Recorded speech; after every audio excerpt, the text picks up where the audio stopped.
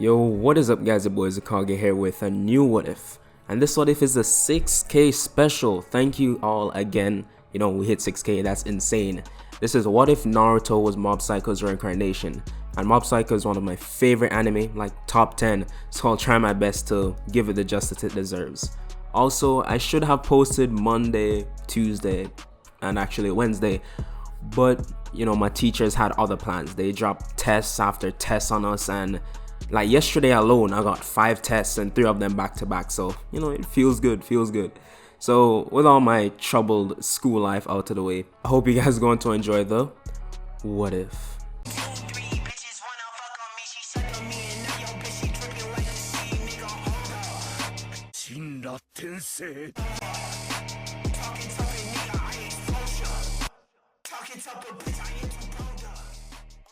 So we start in a cold and dimly lit cave.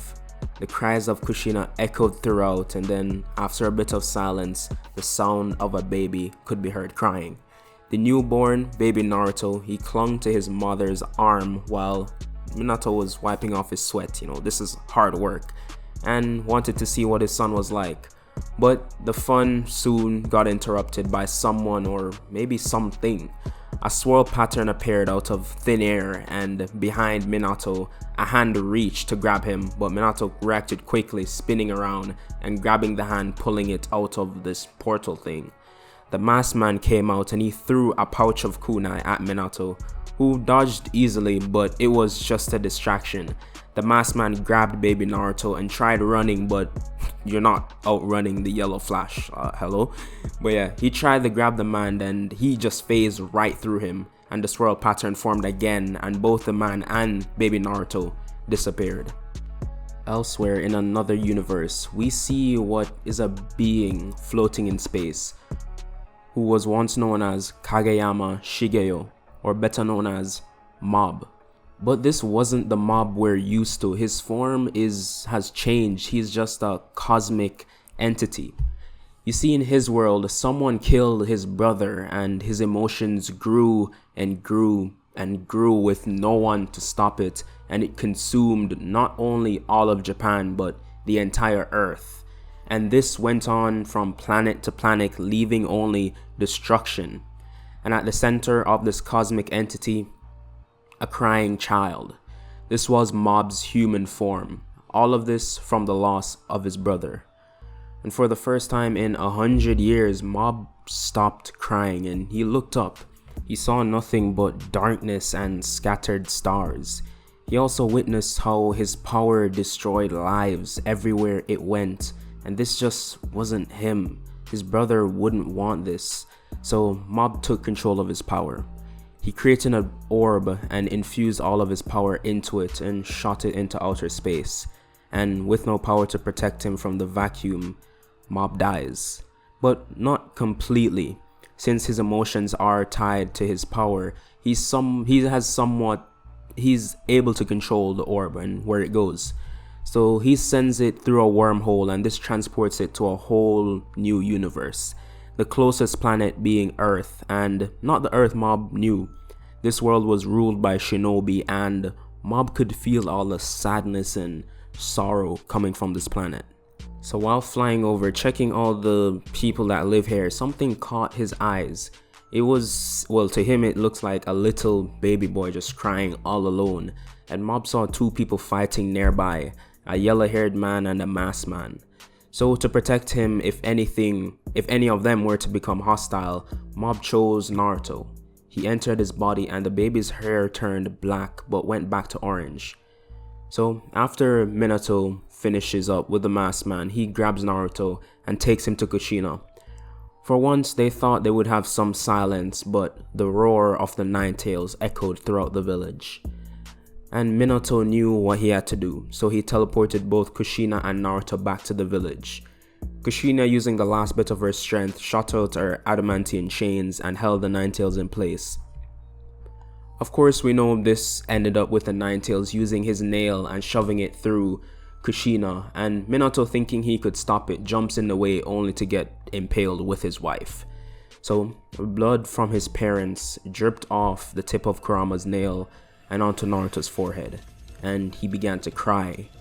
his emotions flaring, and Naruto began to float, his eyes also turning red and his hair flowing freely. Naruto looked angrily at Kurama, and with a wave of his hand, he caused such a huge force it sent the Nine Tails flying out of the village. But he wasn't finished. Naruto held an open palm to the Nine Tails and slowly began closing it, clenching down into a fist, and the Nine Tails' sad whimpers were heard by the entire village until complete silence. And the body of the fox started fading away with the wind, but Naruto still wasn't finished. Also, I should mention, Naruto is unconscious during all of this. This is Mob's psyche taking over. So it realized that all this beast is really energy. So he absorbs it, and then Naruto falls back into his crib and falls asleep, with Minato and Kushina lying lifeless near him. Hiruzen and his personal Anbu team arrived and saw this massive path leading out of the village, and the start of it was Naruto's crib. Hiruzen didn't know what to even make of this. Was this like an action of the fourth and his wife?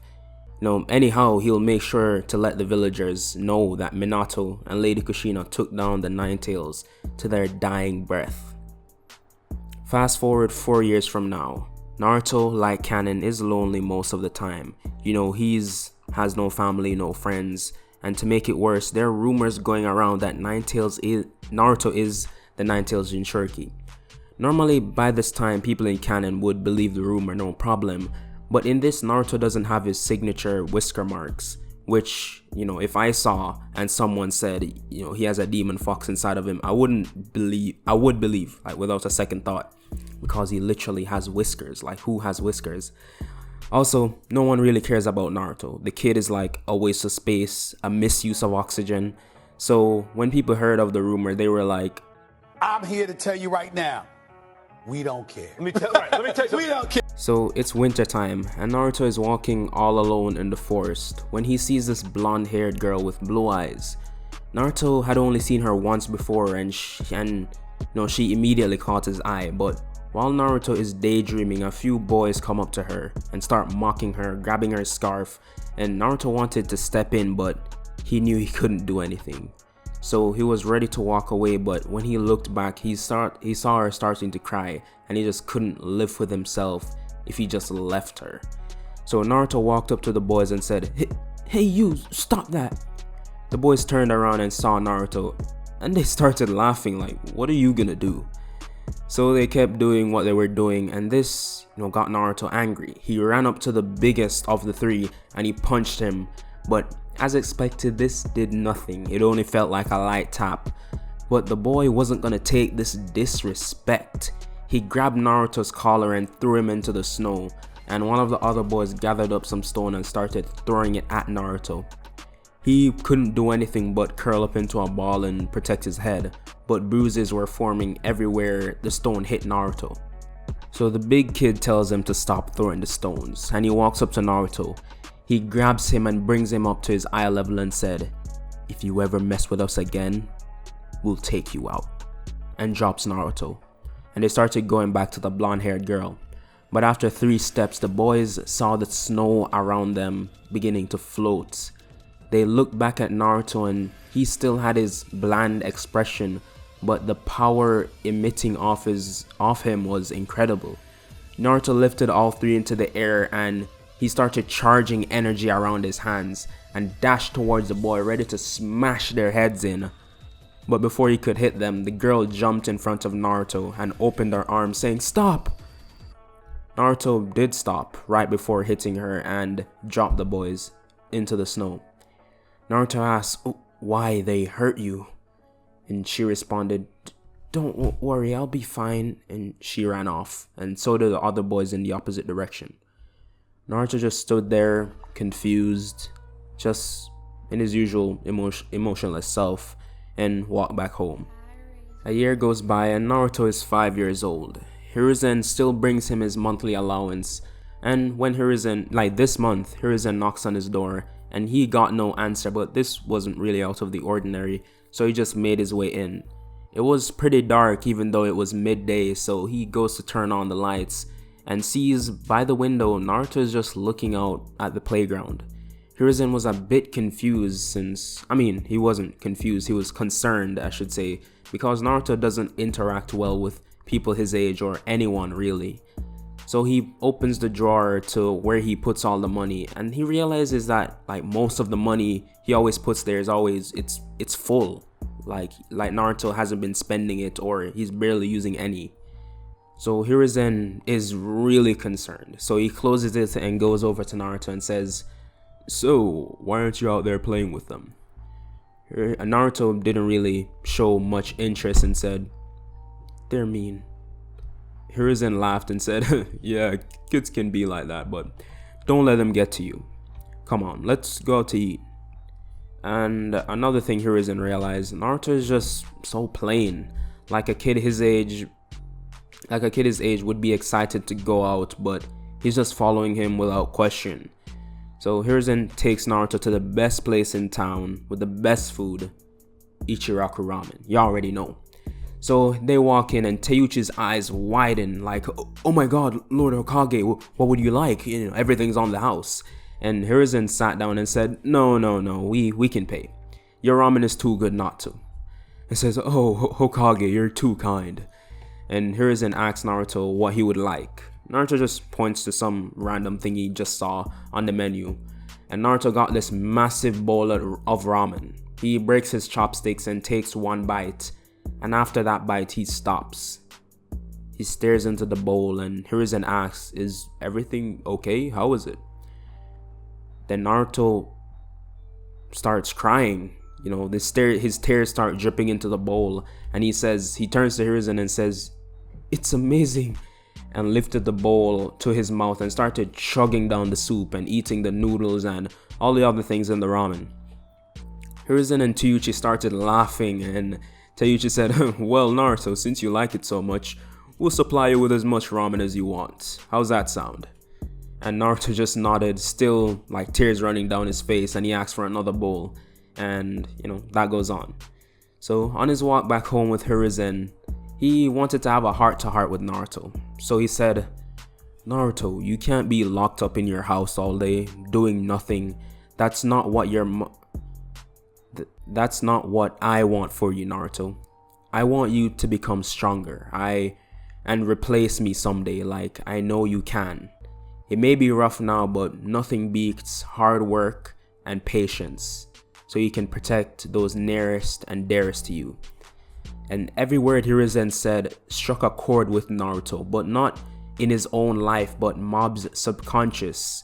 Mob let people rule his life, and he went out of his way to do everything for others and not for himself, and that led to his destruction. But in this life, he'll make a difference. And also, let me just explain a bit with Mob. He is dead, but his emotions and memories are tied to his emotions, so he still does live, and those experiences subconsciously affect how Naruto lives his life. So yeah, that's kind of how it works. So time skip 3 years, and this is the first day in the academy for Naruto. He gets to class and he has a seat right at the front. He's made his mind up, he's ready to train, he's gonna train the hardest, study the hardest, all around work the hardest, so he can protect those he cares about. And he won't make anyone stop him from doing that. So 30 minutes pass and more students start coming into the class, and every desk in the class holds like 3 or 2 students. And the one Naruto is in holds 2 people, but no one is sitting next to him. And so by the time Iruka got into the class, every chair was filled except his. But Naruto didn't even care about that, and as Iruka was about to start the class, someone walked in. It was Sasuke. He ran into the class, apologizing for being he's like, "Sorry, sensei." And Iruka said, "It's fine, just have a seat next to..." And he starts looking around the class for an empty seat and said, "There, next to Naruto." And Sasuke has never met Naruto before, so he doesn't have a problem with it. He goes over and introduces himself, and also some of you might be saying, why is Sasuke so non-emo? Well, the whole Uchiha thing hasn't happened yet, so he's his usual self. So the day goes on without much problem, and at the break, break for lunch, a bunch of girls went over to talk to Sasuke, and Naruto started feeling a bit uncomfortable. So he just left, and he went out to the field by like a log to eat his lunch. And at the field, there was this kid jogging. He was in a green spandex suit, and he seemed like he was gonna pass out any minute. And as he thought that, the kid fell over, and Naruto panicked and ran over and to check if it was okay, and he picked him up off the ground, and other than being a bit dirty from just falling in the dirt, yeah, he just passed out. So Naruto brought him back into the shade, and while he was waiting, he continued eating his food. 10 minutes go by, and Naruto was ready to head back inside, but the boy finally woke up. Naruto realized and started saying, "Hey, are you okay? Yeah, do you need any water or anything?" But the kid said, "Nah, I'm fine." And he was just chilling, leaning on the log. So Naruto asked, "Hey, why do you train so hard?" And this kid being Lee, if you didn't catch when I said green spandex, that's what Lee wears. He said, "Well, I have someone I want to be stronger than, and I don't have any talent or power, so I'll have to make my own." And Naruto was amazed that Lee was willing to put himself through all these trials just to beat someone. So he kept asking question after question, trying to get as much information out of him as possible. And because he sees him as sort of a role model. And Lee tries answering all of them, but he's like, okay, just meet me out here after school and we can train together. And Naruto got excited and nodded and went back into class, way happier. So before class ended, Iruka wanted everyone to get to know each other a bit more. So he says, he goes around and asks people what are their dreams for the future. And I don't know what Iruka expected, 8-year-olds to say. Some of them don't even know what the future is. So people like Sasuke said, "I want to be stronger than my big brother." And Iruka got to Naruto and he said, "Well, I want to become Hokage someday." And the entire class went silent and busted out into laughter. Even Iruka was trying to hold it back, and he said, "Okay guys, it's not funny. We all have our goals, and it's my job to help you reach them." So that's it for today. I'll see you all tomorrow. So that goes down, and while Naruto is packing his bag, he does feel a bit sad. I mean, his entire class just laughed in his face. So Sasuke sees this and he walks up to Naruto and he says, "Hey, don't worry about what they think. We're all working to get somewhere, so prove them wrong." And he walks off. Naruto wasn't expecting that, it honestly made his day. So as planned, he went to the field behind the school to meet Lee. And when he got there, he saw Guy Sensei there as well. Naruto walked up to them and Lee said, "Oh, Naruto, you made it. Here, I have someone I want you to meet." And, he introduces him to Guy Sensei. And Guy Sensei is like, "Hey, kid, so I heard you wanted some advice." And Naruto said, "Well, Guy Sensei, I wanted to know how would you control immense power?" And Guy thought, immense power? He looked at Naruto and he didn't seem all that remarkable, but he'll entertain the question. So he says, well, I'll try releasing it in small amounts, building it up day after day, getting used to it. Or even if I can't do that, try releasing it in a different form. And Naruto thought about this and it actually made sense. He was ready to test some stuff out, so he went to the center of the field and released a bit of his power. And from this small portion, large rocks started floating off the ground. And he saw this, so he cut it off immediately. Maybe he'll try a different form. So Naruto remembered how ninjas, when they were fighting, they would use lightning and fire and earth and wind, all of that to, have in battles. So Naruto thought about the heat and the color of a flame, and from this he released some energy and a fire blast was sent right into the school wall, scorching it, and it's now black.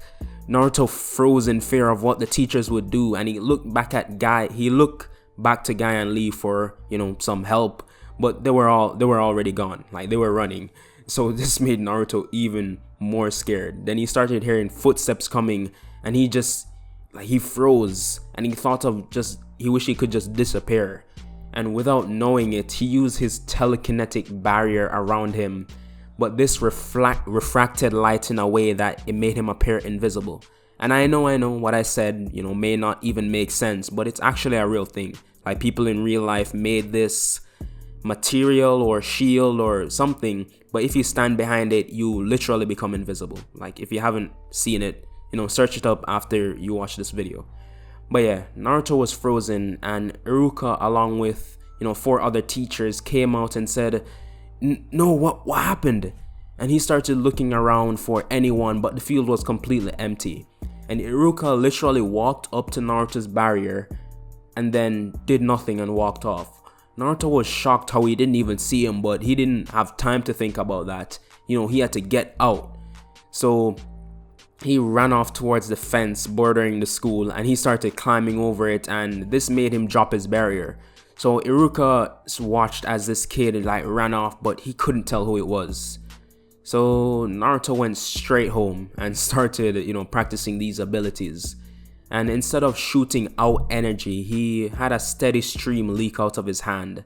And just think, just him thinking of different elements, changing its property.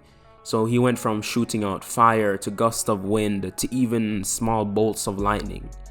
So while Naruto would be at home, he would practice this until, he can somewhat control it in a small amount. So 2 months go by, and Naruto has actually been talking to Sasuke, now and then, and they started to have a decent friendship going. But one day Sasuke missed school, and that day turned into an entire week. And the next week he came, Sasuke was completely different. To all the girls, he was this cool, emo kid. But to Naruto, he knew Sasuke. He knew the real Sasuke, and this wasn't who he was. Naruto tried talking to him, but he would always get the cold shoulder, so he didn't really bother anymore. So for what you all love, these long time skips, this time it's 5 years to when Naruto is 13 years old.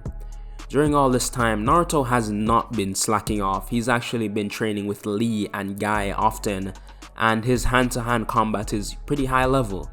And Naruto still tries to talk to Sasuke, but after years of the silent treatment, Naruto doesn't even try anymore. So he is focusing on his studies and mastering his psychic techniques that would, so that he wouldn't hurt others from his exploding emotions, things like that. So to the final day of the academy, Iruka goes on with his whole speech about, "Oh my gosh, I'll miss all of you.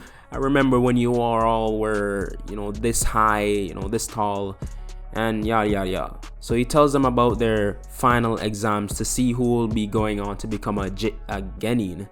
And everyone was excited, to start their ninja journey. But first, the written exam. He handed out the papers and gave them 30 minutes to complete it. These weren't hard, at least for, people who studied. And these questions were mainly like, what is the best way to infiltrate an enemy's underground hideout? Things like that. So once the time was up, everyone handed in their paper and started heading to the field for their practical portion. First off, kunai throwing. Sasuke nailed almost every target, getting 13 out of 15. And Naruto wanted to show off a bit, this is the last day, and since he's been keeping his whole psychic powers on the down low for the longest. So when Iruka handed Naruto the 15 kunai, he used his ability to make them float around him, which caught Iruka and everyone else off guard. And Naruto just stood up at the point he was supposed to stand, and the kunai floating with a wave of his hand, the kunai went right to all the targets, perfectly. And Iruka and all the students were dumbfounded and had their jaws dropped. So onto the next portion was taijutsu sparring. First up was Naruto and Sasuke, the obvious favorite being Sasuke, since Naruto showed zero aptitude for taijutsu. He was seen as a wimp. So Iruka started the match and all the girls were saying, "Oh my god, go Sasuke-kun." So with the motivation from all his girls, Sasuke ran up to Naruto ready to lay him out flat, but Naruto like Naruto jumped up in the air and spin kicked Sasuke across the face, and everyone shut up real quick. Sasuke was on the ground wiping the blood off his cheek in shock, and he looked up at Naruto and got angry. He ran at him, swinging his arms wildly like an animal, trying anything to attack Naruto, but he was easily dodging all of these. And from one of the attacks, Naruto ducked under and uppercut Sasuke across the jaw, sending him back to the ground out cold. Iruka was so shocked he forgot to call the match. He has never seen any style of taijutsu like this before. And Naruto walked back to the crowd of students and they all moved out of his way, and he went to sit by a log. Sasuke was then taken to the medic at the school, and the only person who wasn't surprised by Naruto's ability was Ino. Let's have a flashback to 2 years ago. Naruto was seeing how far he could take his abilities, and Ino heard all the noises coming from the forest and went to check it out, and saw Naruto lifting a whole forest of trees and the ground below him. And ever since that day, she had been watching Naruto from a distance, and throughout all that time she saw all the things he could use his abilities for, all the elemental types he could change it to and things like that. So back to the present. After all the fights were underway, Ino wanted to talk to Naruto. So she walked up to him and introduced herself, saying, "Hi, my name is Ino Yamanaka." Naruto introduced himself as well, saying, his name. And, he said, "So do you want something?" Ino struggled to find an answer, and she said, oh yeah, I just wanted to say that was a good fight, with Sasuke. I didn't know you were that strong. Naruto, scratched the back of his head and said, "Hey, yeah, you really think so?" And Ino's eyes lit up and said, "Yes, of course, you were amazing." Naruto said, "Yeah, I'm glad you think that." And before he left, Ino said, "I hope we get put on the same team." And Naruto just gave her a thumbs up and walked back to class. But someone in particular saw this whole exchange go down. Hinata. She was angry. How dare anyone talk to my Naruto-kun? Oh, she'll pay. But that is where I'm going to be leaving this one off. Thank you guys so much for sticking around to the end of the video. If you liked it, like, and if you like my content in general, why not subscribe? And yeah, I'll see you guys in the next What If.